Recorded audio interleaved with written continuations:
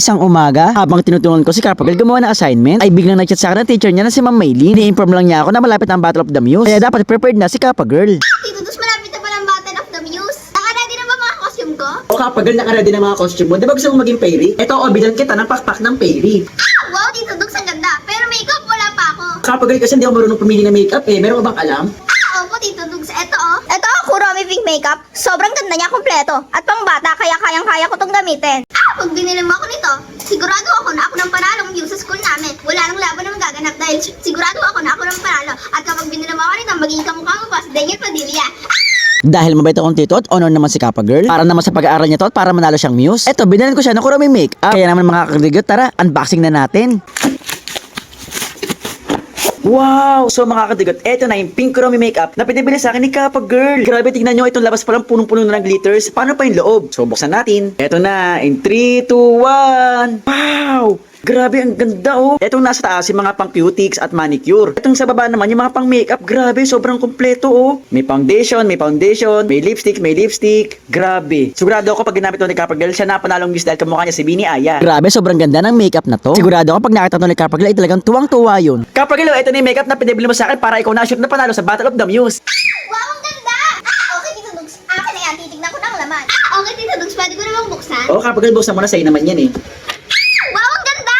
Wow, Tito Dus, ang ganda! Ang ganda, merong salamin, merong cutics, may fake nails, may cutics uli, at yung ilalagay sa kamay kapag nagka-cutics. May mga brush, may mga lip gloss, may mga lipstick, may mga eyeshadow, at may glitters. Sobrang ganda, kompleto. Oo, Kappa Girl, may makeup ka na ha. So magme-makeup ka na ba?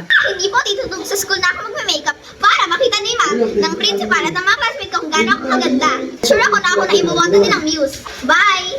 Okay, Kappa Girl, ingat. Sa mga kadigot, meron nga palang nagregalo kay Kappa Girl. Yes, meron po nagpadala ng parcel kay Kappa Girl. Hindi ko po ito binili. Ito ay pinadala talaga para kay Kappa Girl dahil Honor ako. Hindi sakot kamukha ko si Bini Aya dahil honor ako. ito ay binigay kay Kappa Girl at si Kappa Girl ang hayaan ko mag-unboxing. Ay Kappa Girl, unboxing mo na itong regalo sa'yo.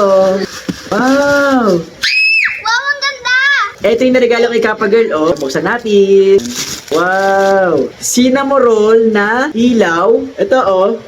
Wow! Ang cute Kappa Girl oh. Ayan ang itsura niya oh. Parang nakaupo siya sa moon. So ito po ay totoong regalo kay Kappa Girl. Kappa Girl, masasabi mo sa nagregalo sa'yo? Thank you dahil niregaluhan mo ako dahil honor ako. Tsaka favorite ko talaga si Cinnamoroll. So ito mga kadugyot ay magagamit ni Kappa Girl pag mag-aaral siya, kapag madilim, magsusulat siya, kasi siya ay ilaw. O, di ba?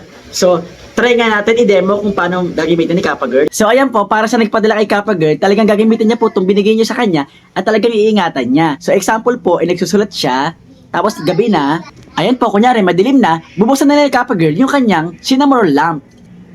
Ang ganda! Ayan po guys, oh di ba ang ganda, ang cute naman binigay sa'yo Kappa Girl. Oo nga, Tito Dog, sobrang cute. Ayan po, talagang favorite ni Kappa Girl ang cinnamoroll. Meron siyang cinnamoroll hat, cinnamoroll ballpen, at salamat po sa nagpadala ng cinnamoroll lamp. Okay, Tito Dog, papasok na sa school. Kukunin ko na tong Cinnamoroll lamp. Papakita ko to sa mga classmate ko at teacher ko. Sabihin ko na may nagregalo sa akin. Bye! Okay Kappa Girl, ingat!